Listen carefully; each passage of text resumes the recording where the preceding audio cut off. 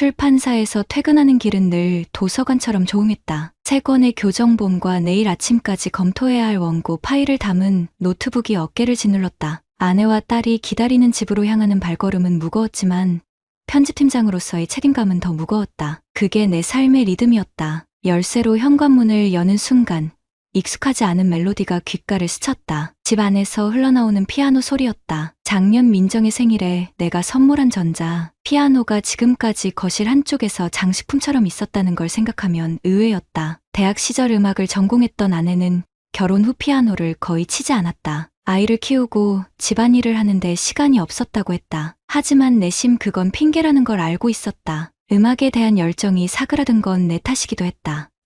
아빠, 예진이가 현관으로 달려왔다. 11살 딸아이의 눈빛은 오늘따라 특별히 반짝였다. 피아노 학원 다니기로 했어요. 윤 선생님이 저보고 재능 있대요. 아내가 부엌에서 나왔다. 40세라는 나이가 무색하게 여전히 아름다웠다. 하지만 언제부턴가 눈가에 생긴 미세한 주름과 헤어스타일의 변화는 내게 묘한 불안감을 주었다. 그녀에게서 느껴지는 이 낯선 생기는 또 다른 무엇을 의미하는 걸까? 오늘 예진이 초등학교 근처에 새로 생긴 피아노 학원에 데려갔어. 원장님이 프리랜서 작곡가래. 우리 예진이 소질 있대. 민정의 목소리에는 오랜만에 들려오는 설렘이 있었다. 한때 음대에서 칸타타를 부르던 그녀의 목소리에 음악적 울림이 돌아온 것 같았다. 내가 채우지 못했던 무언가가 돌아온 듯한 그 표정에 알 수 없는 감정이 스쳤다. 그날 저녁, 민정은 오랜만에 화장을 지우지 않은 채로 잠들었다. 나는 그걸 알아채고도 모른 척했다. 묻지 않는 게 우리 부부의 불문율이었으니까. 그녀의 일기장을 들여다보는 대신 나는 내게 주어진 원고 교정에 집중했다. 다른 사람의 이야기를 다듬는 일은 내게 익숙했지만 정작 내 이야기를 어떻게 써내려가야 할지는 몰랐다. 다음 주 수요일 예진이 피아노 수업이 있던 날이었다. 민정은 아침부터 머리를 정돈하고 오랜만에 옷장 깊숙이 넣어두었던 원피스를 꺼내 입었다. 립스틱 색도 평소보다 선명했다. 건조한 아내의 일상에 색이 돌아오는 것을 반겨야 했지만 가슴 한구석이 불편했다. 그걸 질투라고 해야 할지 불안이라고 해야 할지 나조차 알 수 없었다. 오늘은 예진이 수업 끝날 때까지 거기서 기다릴 거야? 툭 던진 내 질문에 민정은 잠시 손동작을 멈췄다. 원장님이 학부모도 음악 감상 시간에 참여해도 좋다고 하더라고. 민정의 볼이 살짝 붉어졌다. 15년 결혼 생활 동안 잊고 있었던 대학 시절 그녀를 처음 만났을 때의 모습이 겹쳐 보였다. 그때도 그녀는 음악 이야기를 할 때면 이렇게 볼을 붉혔었다. 저녁 식탁에서 예진이는 멈추지 않고 피아노 선생님 이야기를 했다. 윤 선생님은 제가 치는 거 듣고 제 마음이 어떤지 알아맞혀요. 신기해요. 아빠는 제 마음 잘 몰라요. 아이의 말이 가슴을 찔렀다. 나는 언제부터 가족의 마음을 읽지 못하게 된 걸까? 출판사에서는 작가의 의도를 정확히 파악하고 독자의 마음까지 예측해야 하는 일을 하면서도 정작 내 가족의 마음은 읽지 못했다. 그 선생님, 이름이 뭐라고 했지? 윤지우 선생님이요. 36이래요. 엄마랑 대학교 후배래요. 순간 아내와 눈이 마주쳤다. 그녀는 재빨리 시선을 피했다. 그때 처음으로 작은 의심이 내 마음에 균열을 냈다. 그동안 아내가 내게 말하지 않은 것들이 있다는 생각이 들었다. 3주가 지났을 무렵 민정의 변화는 더 뚜렷해졌다. 가끔 혼자서 피아노를 연습한다며 예진이 수업이 없는 날에도 외출했다. 저녁 식사 준비가 소홀해졌고 종종 문자 메시지에 미소를 짓는 모습을 발견했다. 언제부터인가 그녀는 식탁에서도 침대에서도 휴대폰을 손에서 놓지 않았다. 그날 밤 나는 처음으로 아내의 휴대폰을 아내가 잠든 사이 확인하려는 유혹을 느꼈다. 하지만 손을 뻗지 않았다. 아직은 의심을 확신으로 바꾸고 싶지 않았다. 증거를 찾는다면 더 이상 모른 척할 수 없게 될 테니까. 이 미세한 균열이 어디까지 깊어질지 그리고 내가 언제까지 침묵할 수 있을지 확신할 수 없었다. 누군가의 인생을 편집하든 내 가정의 균열도 지울 수 있을까? 그날 밤 처음으로 가슴이 답답해 잠들지 못했다. 침대 옆 탁자 위에 놓인 아내의 향수 냄새가 전보다 더 강하게 느껴졌다. 어느 출판사 편집자든 사소한 오류를 발견하는 데 능숙하다. 반복되는 문장, 맞지 않는 시제, 흐름을 깨는 단어 하나까지. 내 일상에도 그런 오류들이 하나둘 쌓이고 있었다. 의심이라는 빨간 펜으로 줄을 그어야 할 순간들. 처음엔 사소했다. 민정이 갑자기 피아노 곡들을 찾아 듣기 시작한 것. 아침마다 거울 앞에서 보내는 시간이 길어진 것. 스마트폰을 내려놓지 않는 것. 특히 저녁 식사 후 설거지를 하면서도 메시지가 올 때마다 젖은 손을 황급히 닦는 모습이 낯설었다. 키움증권에서 자꾸 광고 문자가 와요. 민정의 변명이 가볍게 흘러갔다. 아내가 주식에 관심을 가진 적은 한 번도 없었다. 그날 밤 민정의 휴대폰이 잠시 자리에 놓였을 때 나는 처음으로 남의 메시지를 엿보는 사람이 되었다. 손가락이 떨렸다. 크로를 내리자 키움증권이 아닌 윤 선생님이라는 이름의 메시지들이 쌓여 있었다. 오늘 치신 쇼팽은 정말 아름다웠어요. 마치 그때 대학 시절로 돌아간 것 같았습니다. 그 메시지를 본 순간 가슴 한구석이 무너져 내리는 느낌이었다. 더 읽고 싶지 않았지만 손가락이 멈추지 않았다. 토요일에는 예진이 수업 없으니 혹시 여유 되시면 성인반 레슨 어떠세요? 그동안 잊고 있던 음악적 감성을 다시 찾아보는 시간. 욕실에서 물 내리는 소리가 들렸다. 급히 휴대폰을 제자리에 놓았다. 내 심장은 토론회 전날 원고를 급히 수정하는 것처럼 요동쳤다. 다음 날 출근길에 몰래 아내의 캘린더를 확인했다. 토요일 오전 11시. 개인 레슨이라고 적혀 있었다. 예진이는 그날 친구 생일 파티에 가기로 했었다. 사흘이 지났다. 토요일 아침. 민정은 평소보다 더 공들여 준비했다. 평소 건조하게 묶었던 머리카락을 살짝 웨이브를 주워 내렸고 오랫동안 사용하지 않던 향수를 뿌렸다. 오랜만에 피아노를 제대로 배워보려고 대학 때 전공했는데도 이제는 초보가 된 것 같아서 민정은 거울을 보며 말했지만 내 눈을 똑바로 보지 않았다. 그녀가 현관문을 나서는 모습을 바라보며 처음으로 아내를 미행해볼까 생각했다. 하지만 그런 행동은 우리 부부 사이의 마지막 신뢰마저 깨는 일이었다. 대신 아내가 나간 빈집에서 예진이 피아노 학원비 결제 내역을 찾아보았다. 거실 서랍에서 발견한 영수증은 의심을 확신으로 바꾸기에 충분했다. 예진이 수업료 외에 성인 레슨 프라이빗이라는 항목이 있었다. 주 2회, 토요일과 수요일. 수요일은 예진이 수업 직후 시간이었다. 금액은 일반 수업의 2배. 전화기를 들어 윤지후의 피아노 학원에 전화를 걸었다. 가슴이 터질 듯 뛰었다. 안녕하세요. 윤지후 피아노 아카데미입니다. 젊은 여성의 목소리가 들렸다. 혹시 성인 수업 문의하려고 하는데요. 토요일 11시에 수업 가능할까요? 아, 죄송합니다. 토요일 11시는 이미 예약이 차 있습니다. 원장님의 프라이빗 레슨이에요. 숨이 턱 막혔다. 전화를 끊고 이마에 맺힌 식은땀을 닦았다. 머릿속에서는 이미 아내와 윤지우가 피아노 앞에 나란히 앉아있는 모습이 그려졌다. 그의 손이 건반 위에 아내의 손을 이끄는 모습, 그리고 피아노 의자에서 가까워지는 두 사람의 어깨. 그날 저녁, 민정은 평소보다 말수가 적었다. 하지만 눈가의 생기는 더 밝아져 있었다. 나는 원래 과묵한 사람이었기에 내 침묵이 평소와 다르다는 것을 그녀는 알아채지 못했다. 엄마, 오늘 피아노 많이 쳤어요? 손가락에서 향수 냄새 나요. 예진의 순진한 질문에 민정의 얼굴이 순간 굳었다. 나는 아이의 관찰력에 놀랐다. 내가 미처 발견하지 못한 것을 11살 딸아이가 알아차렸다.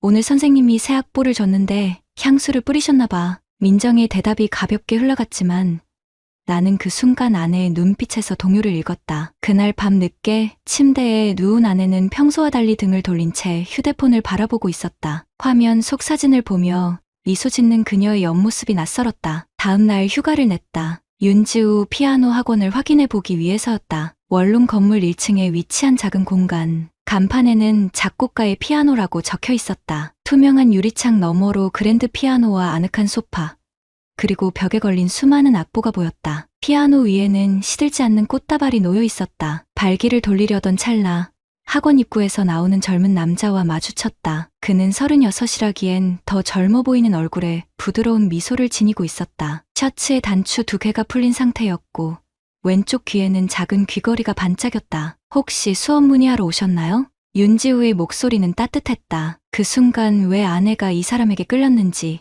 이해가 됐다. 그의 말투, 미소, 눈빛은 공감과 이해로 가득 차 있었다. 반면 나는 언제부터인가 편집만 할 뿐 공감은 하지 못하는 사람이 되어 있었다. 아닙니다. 그냥 지나가다 들렀어요. 급히 돌아서며 가슴속에서 타오르는 분노와 무력감을 느꼈다. 내 아내가 저 사람의 부드러운 말과 음악이라는 감성에 빠져 자신을 잃어가고 있다는 사실, 그리고 나는 그것을 알면서도 말하지 못하고 있다는 현실. 그날 밤, 민정의 피아노 선율이 집 안에 울려 퍼졌다. 쇼팽의 녹턴이었다. 연주는 서툴렀지만 그 감정은 깊었다. 나는 방문에 기대어 그녀의 연주를 들었다. 건반을 누르는 아내의 손가락 위에 다른 이의 손이 겹쳐 보이는 환각에 사로잡혀 사람들은 의심이 확신이 되는 순간 모든 게 명확해진다고 생각한다. 그러나 실제로는 그 반대였다. 의심이 확신으로 변할수록 내 마음은 더 혼란스러워졌다. 아내의 일정표에서 프라이빗 레슨이라는 글자를 볼 때마다, 윤지우라는 이름의 메시지가 도착할 때마다, 아내의 입술이 미소 짓는 모습을 볼 때마다 내 안의 세계는 조금씩 무너져 내렸다. 출판사 편집실에서 원고의 일관성을 검토하듯 나는 아내의 거짓말들을 차례로 정리해보았다. 수요일 저녁 학부모 모임은 없었다. 토요일에 성인 동아리 수업도 거짓이었다. 점점 늦어지는 귀가, 시간과 지갑에서 발견된 카페 영수증, 그리고 아내의 차 조수석에 떨어진 음악회 티켓 반쪽까지 모든 증거가 한 사람을 가리키고 있었다. 그날 밤 마침내 묻기로 결심했다. 하지만 예진이가 갑자기 열이 올라 응급실에 가야 했다. 아이러니하게도 그 일로 인해 우리 부부는 오랜만에 한 공간에서 같은 걱정을 나누었다. 병원 대기실에서 민정은 내 어깨에 머리를 기댔고 나는 그 순간 모든 걸 용서하고 싶은 마음이 들었다. 하지만 그녀의 휴대폰이 울렸을 때 화면에 표시된 지우쌤이라는 이름을 보는 순간 다시 현실로 돌아왔다. 예진이가 발열로 학교를 며칠 쉬게 되었다. 민정은 아이를 돌본다며 피아노 수업을 취소했지만 아이가 잠들자마자 베란다에서 은밀하게 통화를 했다. 내가 모르는 줄 알았던 그녀는 자신의 흔들리는 감정을 낮은 목소리로 전했다. 너무 보고 싶어요. 우리 이러면 안 되는 거 알아요.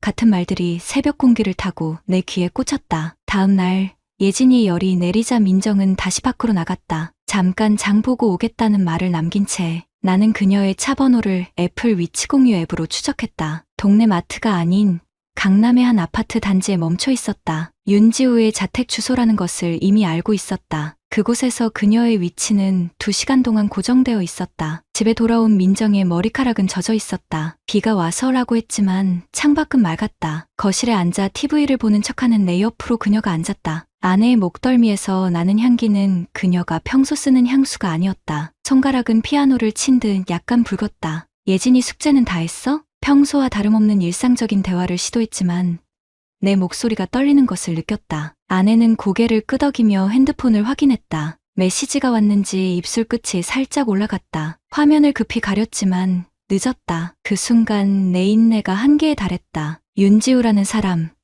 너랑 어떤 사이야? 질문이 던져지는 순간 거실의 공기가 얼어붙었다. 민정의 얼굴에서 혈색이 빠져나갔다. 그녀의 눈동자가 흔들렸다.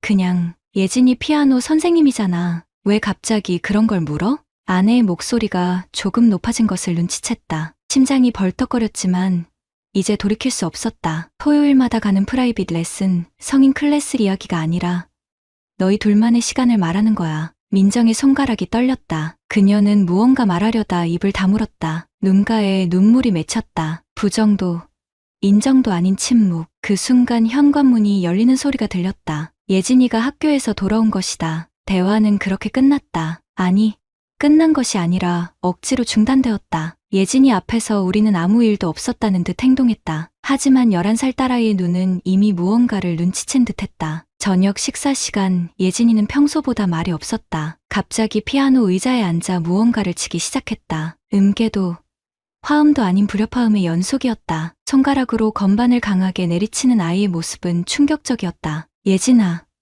왜 그렇게 쳐? 곡이 그런 거니? 민정이 다가가 물었다. 예진이의 대답은 우리 모두를 얼어붙게 했다. 엄마가 이렇게 쳐요. 윤 선생님이랑 있을 때 나 봤어요. 수업 끝나고 돌아오는데 엄마가 선생님 손 잡고 피아노 치는 거. 엄마 눈빛이 무서웠어요. 아이의 말에 민정은 얼굴이 하얗게 변했다. 나는 가슴이 찢어지는 듯한 통증을 느꼈다. 그동안 예진이가 얼마나 혼란스러웠을지 상상조차 할 수 없었다. 내 자신이 알아채지 못한 것을 감정적으로 더 예민한 아이가 먼저 발견한 것이다. 그날 이후 예진이는 피아노 수업을 거부했다. 밤에 자주 악몽을 꾸었고 학교 성적도 떨어졌다. 담임 선생님께 연락이 왔을 때 아이가 미술 시간에 까맣게 칠한 피아노 그림을 그렸다는 소식을 들었다. 가정 상담을 권유받았다. 민정은 피아노 학원을 옮기자고 제안했지만 예진이는 단호하게 거부했다. 피아노 치기 싫어요. 그 소리만 들으면 엄마랑 선생님 생각나요. 같은 시간 내 휴대폰에 한 통의 문자가 왔다. 안녕하세요. 정민수님, 저는 윤지우입니다. 만나서 이야기할 수 있을까요? 모든 것을 설명드리고 싶습니다. 메시지를 읽는 순간 손에 식은땀이 흘렀다. 지우려다 멈췄다. 어쩌면 이것이 모든 것을 끝낼 기회일지도 모른다는 생각이 들었다. 증거를 모아 조용히 지켜보던 시간은 이제 끝났다. 이제는 진실과 정면으로 마주할 시간이었다. 아내의 변심, 딸의 상처, 그리고 나의 무력감. 이 모든 것이 한 남자와의 만남으로 시작되었다. 거실에서 은은하게 빛나는 전자피아노가 이제는 우리 가정의 균열을 상징하는 물건으로 보였다. 한때 사랑의 선물이었던 그 피아노는 이제 배신의 증거가 되어 있었다. 카페 창가에 앉아 시계를 확인했다. 약속 시간보다 20분 일찍 도착했다. 손끝이 얼음장처럼 차가웠다. 그 메시지에 답장을 보낸 것이 후회되었지만 이미 돌이킬 수 없었다. 누군가 내 이름을 불렀다. 고개를 들자 윤지우가 서 있었다. 정민수 님이시죠? 윤지우입니다. 그의 목소리는 부드러웠다. 검은색 니트 위에 회색 재킷을 걸친 그는 예상보다 더 단정한 모습이었다. 악수를 청하는 그의 손을 무시하고 자리에 앉으라 손짓했다. 내 심장은 마치 출판 마감일에 임박한 원고를 읽을 때처럼 빠르게 뛰고 있었다. 저희 아내와 어떤 사이신지 그걸 알고 싶습니다. 불필요한 인사는 생략했다. 그는 잠시 눈을 내리깔았다. 처음으로 그의 표정에서 당황함이 엿보였다. 먼저 정말 죄송합니다. 저와 서민정 씨 사이는 말을 멈추고 그는 깊은 숨을 내쉬었다. 저렇게 숨을 고르는 방식, 말투, 손짓까지도 민정이 빠져들 법한 그런 분위기가 있었다. 하지만 지금 내 앞에 앉은 이 남자는 단지 내 가정을 파괴한 침입자에 불과했다. 언제부터입니까? 내 목소리가 떨렸다. 단 한 번도 이런 상황을 상상해 본 적이 없었다. 편집자로서 수많은 불륜 소설을 다뤘지만 실제 상황은 소설과 달랐다. 그는 손가락으로 테이블을 가볍게 두드렸다. 피아니스트의 습관일까? 약 2달 전부터. 처음에는 그저 음악적 교감이었습니다. 민정 씨가 예진이의 수업을 기다리는 동안 우연히 대화를 나누었죠. 그녀의 음악적 재능과 억눌린 열정이 느껴졌습니다. 억눌린 열정이라는 단어에 화가 치밀었다. 마치 내가 아내의 재능을 짓밟은 것처럼 말하는 뉘앙스가 불쾌했다. 그 억눌린 열정이 불륜으로 이어져야 했나요? 테이블을 내리치려다 참았다. 카페 안의 시선이 불편했다. 윤지우는 고개를 숙인 채 말을 이었다. 제가 선을 넘었습니다. 정말 사과드립니다. 하지만 민정 씨가 얼마나 외로웠는지 아셨나요? 그녀가 얼마나 자신의 감정을 표현할 곳을 찾고 있었는지 그 순간 참았던 분노가 폭발했다. 당신이 뭘 안다고 그런 말을 해. 목소리가 높아졌다. 주변 손님들이 우리를 쳐다보았다. 윤지우는 당황한 기세가 없이 나를 바라보았다. 그의 평온함이 더 화나게 했다. 저도 잘못했습니다. 하지만 민정 씨는 진심으로 당신을 사랑합니다. 다만 뭐요?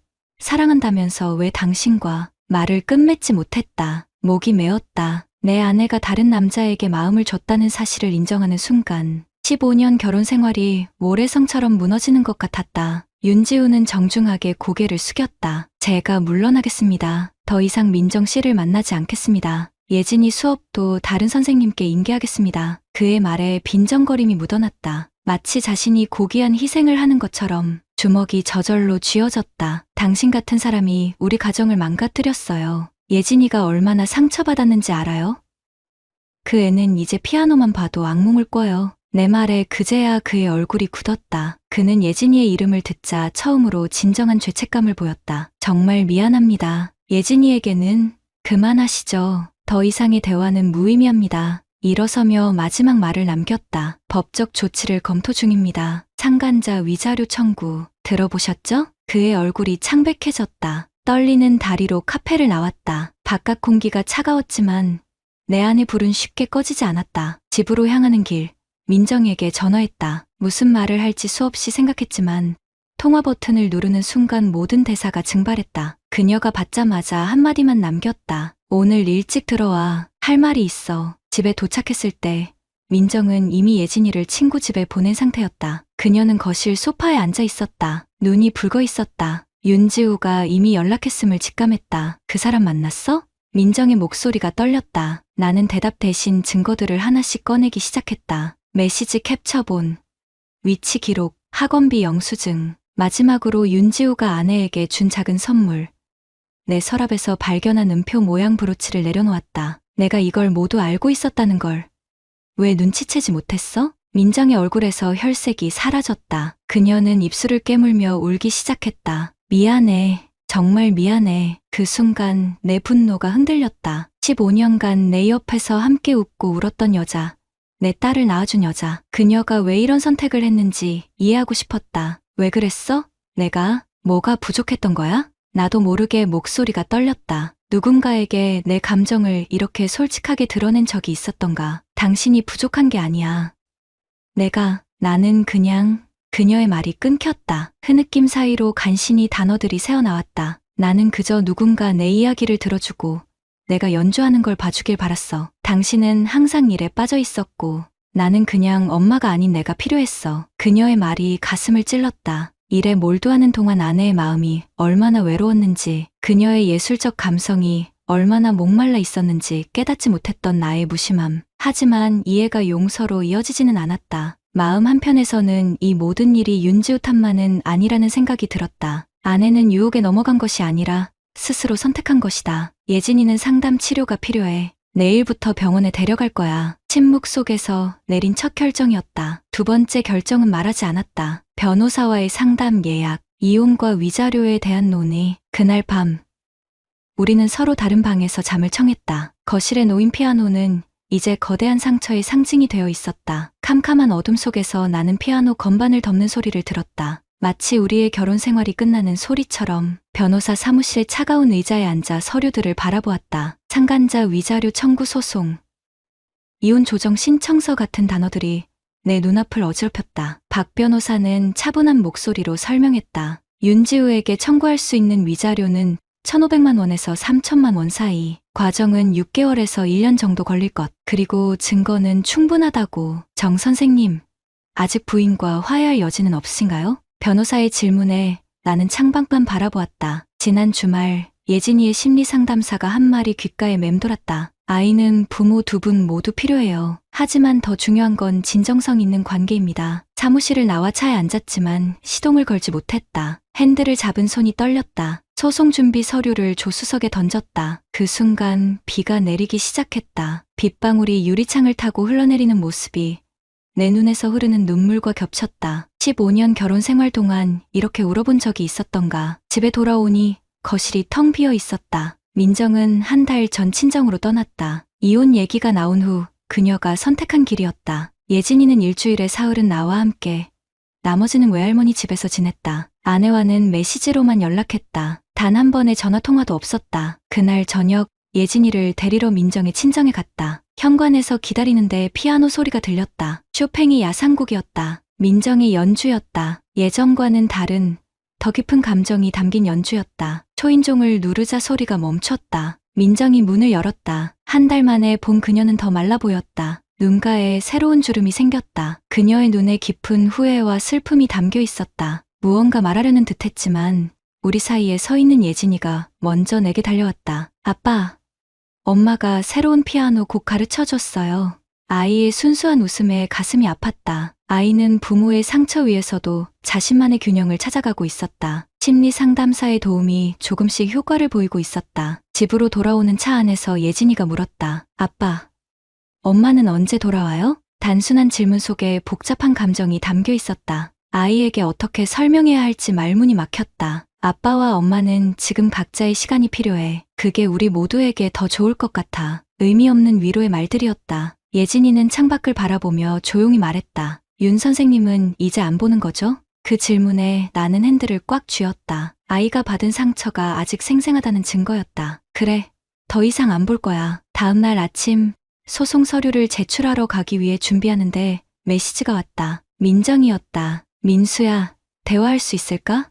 정말 중요한 얘기가 있어. 3주 만에 연락이었다. 무시할까 고민했지만 답장을 보냈다. 그날 저녁 예진이가 학원에 간 시간에 민정이 집으로 왔다. 그녀는 떨리는 손으로 종이 한 장을 내밀었다. 윤지우에게 쓴 절교 편지였다. 변호사를 통해 전달했다는 내용과 함께 더 이상의 접촉을 거부한다는 내용이었다. 다 끝냈어. 그리고 이건 내 치료사가 쓰라고 한 편지야. 두 번째 편지에는 그동안의 진심이 담겨 있었다. 왜 외도를 했는지, 어떤 감정적 결핍이 있었는지, 그리고 그것이 얼마나 후회스러운 실수였는지, 특히 예진이에게 준 상처에 대한 깊은 자책이 묻어났다. 나는 편지를 읽고 한참을 침묵했다. 마음 한켠에서는 용서하고 싶었지만 다른 한편으로는 세상이 무너지는 배신감이 여전했다. 윤지우에 대한 위자료, 소송 준비 중이야. 내 말에 민정은 고개를 끄덕였다. 놀랍게도 그녀는 반대하지 않았다.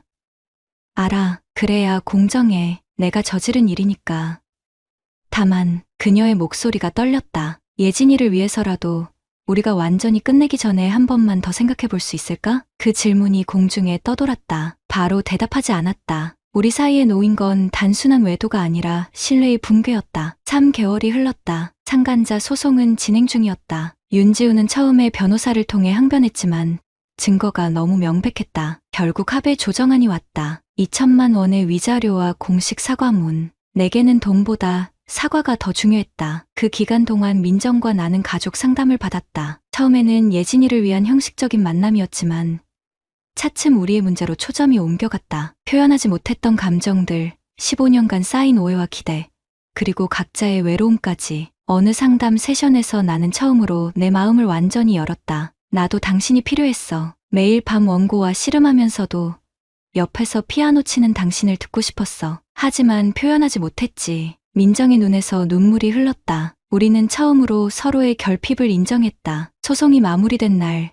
윤지우의 사과문을 받았다. 끝까지 읽지 않고 찢어버렸다. 이미 중요하지 않았다. 중요한 건 우리 가족의 앞날이었다. 그날 밤, 거실 피아노 앞에 예진이와 민정이 함께 앉았다. 그동안 덮여있던 피아노 덮개가 열렸다. 처음에는 어색하게 한 두 누르던 예진이가 점차 자신감을 찾았다. 그리고 민정이 조심스럽게 화음을 더했다. 완벽한 연주는 아니었다. 간혹 틀린 음도 있었고 예진이의 손가락이 떨리기도 했다. 하지만 그 불완전한 화음 속에서 나는 희망을 보았다. 민정은 아직 집에 돌아오지 않았다. 완전한 용서도 완전한 이혼도 아닌 어딘가에 우리는 서 있었다. 상처는 여전했지만 이제 그 상처를 인정하고 마주할 용기가 생겼다. 거실 한켠에 놓인 피아노는 더 이상 배신의 상징이 아니었다. 깨진 화음을 다시 맞춰가는 불완전하지만 진실된 우리 가족의 모습을 비추는 거울이 되어가고 있었다. 리사이틀이 끝난 무대처럼 지난날의 열정은 사그라들었지만 관객이 떠난 빈 공연장에서도 여운은 남는 법이다. 우리의 이야기는 끝나지 않았다. 다만 다른 조성의 곡이 시작되고 있었다. 구독자님들, 오늘 사연 댓글로 공유해 다른 분들과 함께 의견 나눠보세요. 저도 읽어보며 소통하겠습니다.